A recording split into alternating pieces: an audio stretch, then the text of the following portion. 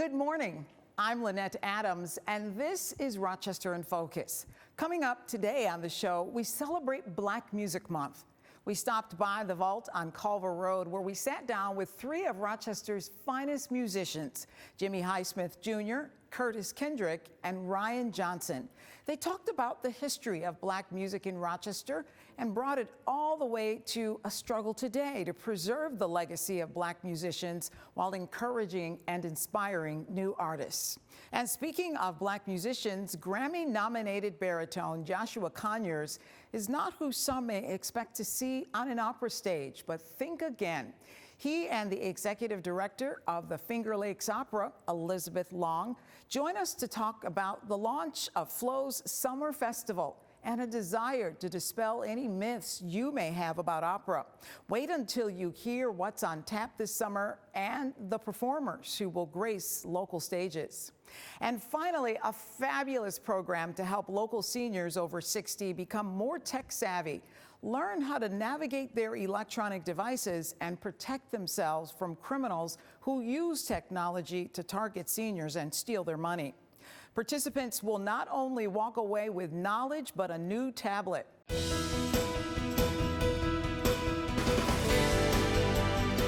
June is National Black Music Month. It's a time set aside to acknowledge the contributions of Black musicians. But do we really acknowledge those accomplishments? Well, I'm joined today by three Rochester natives and three musicians, Jimmy Highsmith Jr., who is a Grammy-nominated saxophonist, well-known in Rochester, as well as Curtis Kendrick, who's a founding member of Cabo Frio and a vocalist, and Ryan Johnson, who is a nationally endorsed musician and doctoral educator. And all of you wear a lot of hats and do a lot of things. You compose music, you perform, you do a lot of things musically and otherwise. Black Music Month. What's the significance of it? Is there a significance? I think it's a very important celebration, but I wish that the community would really celebrate it. If you didn't say it, I don't think people would know it was happening. There's nothing in the media that celebrates the talent of Rochester. There's so many great Afro-American musicians out of this community, from Cap Calloway to Spider Martin. There's so many, and Curtis will talk about that they could do a split, a little thing on TV, celebrating this guy this day, this guy this day, this woman this day, to really celebrate Black Music Month, and not just jazz, but just Black music in general. And there's a lot of folks out of Rochester who are great musicians, have made their mark in the world, and it's not talked about. So, in fact, we were talking about earlier the fact that just about every genre of music comes from the Black experience, right? Right. Yeah, there's historically, Black music has been the bedrock and the foundation of America. And it dates all the way back to the times of slavery that people want to focus on, but it goes beyond. And I believe that we need to give recognition to those that deserve it. Just like Jimmy said, there's an underrepresentation of the talent, especially here in Rochester, that has continually birthed out of this city and gone on to national lengths and made its mark in the world and history. But it would be nice to see Rochester come together for this month and really celebrate, and more than just celebrate, acknowledge how wonderful the music is that comes out of the Black community. So, And Rochester in particular, a lot of big names have come out of Rochester, right? John Spider Martin. When I was 16 years old, we all used to meet at Jinks and Jones. And actually, that's where all the famous musicians from Rochester, Joe Locke, John Spider Martin, he played all over the world with the greats. Cabo Frio, they don't realize that Jinks and Jones on Genesee Street, that's where we all cut our teeth in jazz. So everyone went on to do internationally things there. Scott Mayo, that's where he started. We were all young kids coming in there. So, and that's where we honed our gifts as far as jazz, because we had great influences. If we didn't have that influence, we wouldn't be the musicians we are today because of that. And it's being missed in Rochester. That's why we're trying to do what we can to influence the young children here in Rochester. And it's not very many musicians that are still living here now. A lot of them have migrated to other places. Why is that? Why have so many musicians left Rochester? Is it just because they went on to bigger and better things? Economics. it was tough to make a living or tough to Well, perform. in the 70s, the 60s, 70s, and 80s, there was a really vibrant music scene. Like Curtis, I was a kid going to Jinx and Jones at 12 years old. We shouldn't have been in there. Shouldn't have but- been in there. But if not, going to Zip Disco Cafe, I would have been able to cut my chops to become a professional musician. I was 12 years old playing with these guys, Cabo Frio at Casablanca. You know, this little kid jumping on the stage with Cabo Frio. But the music scene was so rich back then. And somewhere in the 90s, it just disappeared. You lost all these great jazz like Snoz's, Red Creek, you know, all these great rooms to go play music. And there was a time, every night except maybe Monday night, there was a music band playing somewhere, some good music, live music. And when that went away, the demand went away and people left Rochester and went to other cities where they could make a living. I mean, I remember walking down the street, you can hear bands practicing almost on every street. You're walking down, you're coming after school, bands are practicing. And that's lost, and we would love to try to bring that back. I know you guys are still performing, Still performing. and we look forward to hearing from you. Absolutely. And we'll be right back.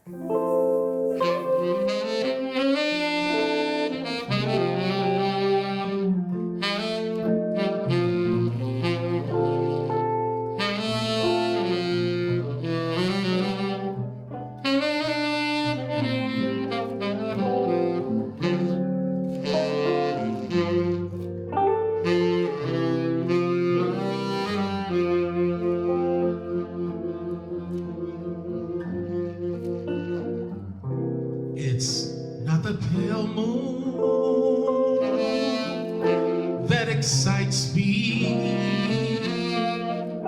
that thrill and excites me. Oh no, it's just the nearness of you.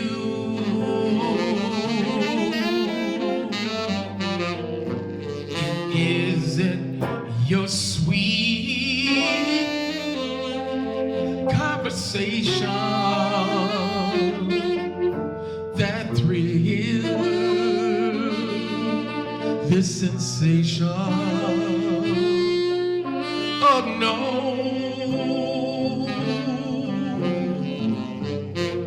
it's just the nearness of you.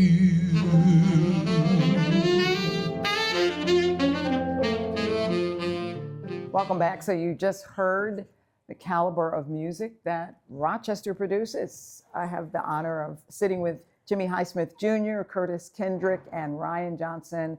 And we're talking about Black Music Month. And you talked about the loss of musicians in our area and the loss of the respect of Black musicians in our area. How do you bring it back? I think you got to put it in front of these kids. You got to get musicians like ourselves out here playing with these kids so they can experience the beauty of it, make it tangible to get them interested in it. We need to get the school district involved as well. They got to bring music back to these schools. They really do. Not just the violin classes and the Mr. Suzuki and they do the drum circles. That's all important. I'm talking about playing trumpet, trombone, saxophone, you know, band instruments. Bring back the band programs. Curtis, you have a foundation? Yes, UI, United Youth Music and Arts. And we just started, we had a 5-year grant from United Way for Drumline. Like I said, I started off with the Mighty Liberators, and that was the foundation of everything. So we've been teaching the kids for the last 2 months now. They're so excited where the teachers say they carry their pads and sticks during the day when they don't have Drumline. So I think we have to be in front of these kids. They need someone to look up to. And I just see the smiles on these kids' faces that, man, we really can do this. And you have to encourage them. So I think we need programs like that and just keep music in front of them. Can you make money as a musician? There's a difference between a performer, an artist, and a musician, in my opinion.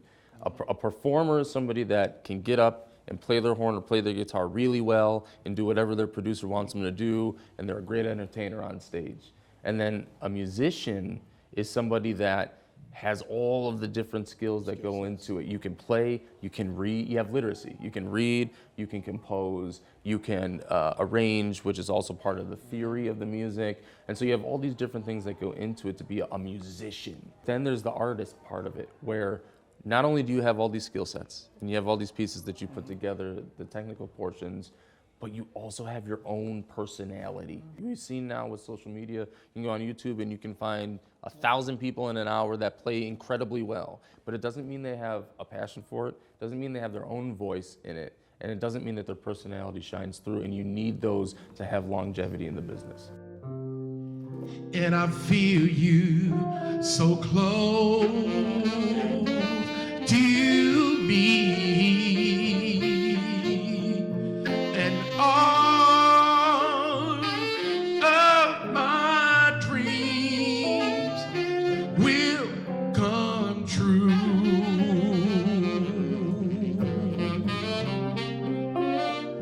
I need no soft lights to enchant me,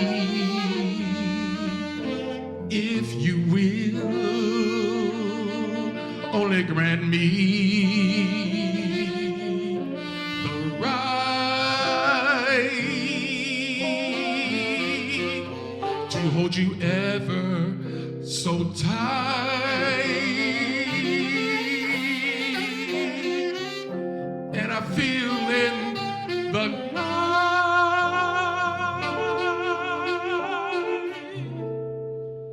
the nearness of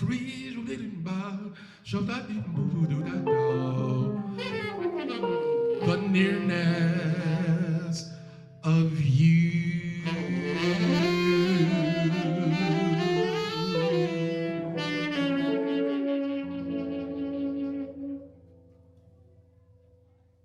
You may have heard about the Juneteenth event at Mount Olivet Baptist Church. Well, it was the kickoff for the Fingerlakes Opera's summer festival season, and there is a lot to long for and look forward to this summer. We're talking about it with Joshua Conyers, who is a Grammy-nominated baritone and also a voice instructor at the Eastman School of Music, as well as Elizabeth Long, who is the executive director of Fingerlakes Opera. So nice to have both of you here. Thank you. Yeah, thank you for having us. Yes. This is an exciting time of year for you. It kicks off, Juneteenth kicks off the summer festival season. What are we talking about exactly? Juneteenth, this is the second year we've done Juneteenth and used it as the kickoff event for Fingerlakes Opera's Summer Festival. And what's important is that this is a community partnership with Mount Olivet Baptist Church. Fingerlakes Opera believes that as a nonprofit, we have an obligation to serve the community. Mount Olivet is a wonderful partner because they have an interest in presenting arts at their church. This event is free. All of it goes together. So the event featured 5 incredible singers, one of which is sitting to my right, and readings, praise flag dancers, the gospel choir from Mount Olivet. It's a joyous, an incredibly joyous event, and how appropriate to open our festival. Celebration, free, again, all the right things. So it was truly wonderful. Oh yeah. You know, I'm sorry, you just mentioned that Joshua is going to be performing. He's one of the 5 top names who will be performing. Yes. What does this mean to you? You're also a local resident. I am. You know, I moved here about 2 years ago, and it's just been, I mean, first, you know, as an opera singer, and as a black man, for an opera company to celebrate Juneteenth and Blackness is rare and special, right? So to be in a community that, you know, the local opera company wants to do something like that and kick off their season every year doing that, it's just wonderful to be a part of. And the community engagement that Fingerlakes Opera does throughout the entire summer and throughout their fall season as well, that they get out there to talk to children and engage in our community and everyone, and people who look like me, right? Who a lot of times we feel like opera is not for us, but it is. And so to be a part of these wonderful events is just really, truly special and unique. And that's one of the things you just named it. It's so awesome to educate people that opera is for everybody. It's a form of music that we all can enjoy, right? Absolutely.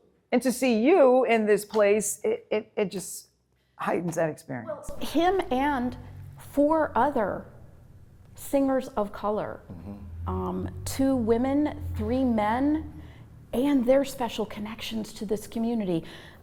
3 of the 5 singers performing are William Warfield Scholarship recipients. And I hope people will come out to the events. This is a great event that you do every year. It is, and we've expanded it. When Fingerlakes Opera secured nonprofit status for the 2017 season, they did 2 performances of Puccini's Tosca.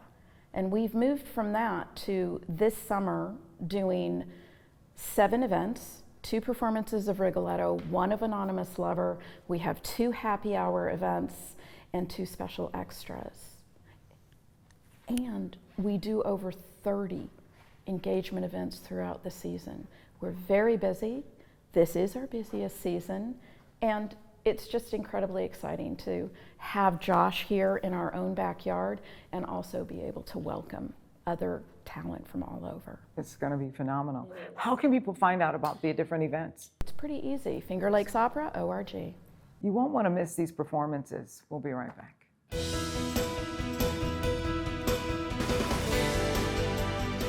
Today we're talking about bridging the digital divide. And we're talking specifically about seniors and helping you to navigate the internet, technology, and on and on. And joining me this morning to talk all about it are Rochester City Council member as well as pastor, Willie Lightfoot, and Gloria Thomas, who is an instructor. Thank you for joining me. Thank you Thank you for having us. This is such an important issue when it comes to seniors. Bridging the digital divide and helping them navigate the internet and technology. Talk about this program. I'm so excited about this program. Coming into this church at Prayer House Church of God by Faith, one of the things that was an opportunity that we had was we have a lot of older seniors in our congregation. And we're also in the 14605 area, which is deemed one of the 2nd or 4th poorest zip codes in the state of New York. So there's a lot of needs in that particular population and community. This digital divide opportunity came across my desk. We wrote a grant through the Seniors First Foundation. So shout out to the Seniors First Foundation. The grant got approved, and now we're able to provide basic technological information and education to seniors 60 and over who live in the city of Rochester or the surrounding area. How will you go about teaching some of what they will learn? This is going to be a 7-week course. It's going to be on Thursdays from 1:30 till approximately 3. We want to be able to take our time with the seniors, have an atmosphere where they feel comfortable. And we're going to take our time with them, showing them the very basics on how to turn devices on and off, some of the universal icons so that they are aware what those are. We will also inform them of some things to watch out for, their security settings, both on their phones and on their tablets. And just, fill them out, want them to be very comfortable, let them know that we're there for them. We want them to be able to learn and take information back and be included. Why did you think that this was so important? Why seniors and technology? With technology moving so fast and growing so quickly, they tend to feel like they're being left behind.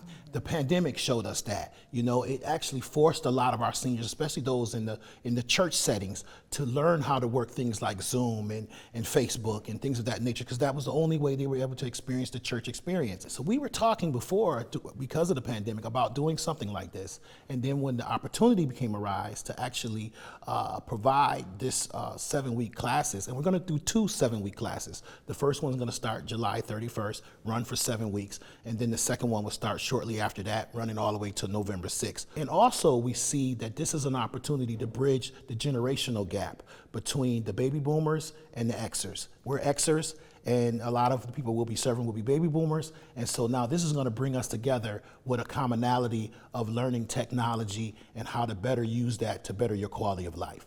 What are some of the things you hope to teach? What do you see as the need? The very basics.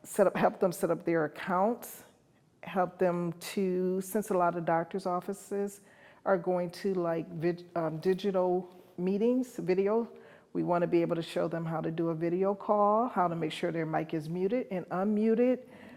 Just anything that they really want to know, we want to be able to help them so that they can feel like they're also included. And also, it's free. It's totally free. It's 7 weeks. They can take their time. And if they come even earlier, our senior meals program, they can eat for free too. and then enjoy the hour and a half or so of technical educational experience as well too. So we're very excited about this opportunity. We thank you for letting us come on the show because we wanted to really get it out there to the community to let them know that they can simply just call that number 585-478-4603, or they can go to our website, prayerhousecogBF.org. The registration information is on there as well. And we look forward, we just really want to see our seniors get excited about technology can be good. Not all of it is bad. And let's utilize it for good purposes. Let's get them connected to their families, their friends. Let's get them able to order their medications online and maybe even order them to come to their home for them and be able to empower them, to use the right word, empower them to be able to do some of the things for themselves right from their home or from their phone. We'll be right back.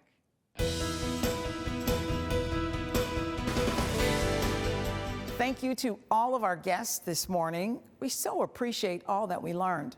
If you would like to join us as a guest on Rochester in Focus, we'd love to hear from you. You can reach out to us via the News 10 NBC Newsroom at 232-1010 or send us an email at riff@whec.com. Until next time, have a great week. And if you want to know what your neighbors and friends are doing to make Rochester a better place to live, come back next Sunday for Rochester in Focus right here on News 10 NBC. And I feel you so close to you.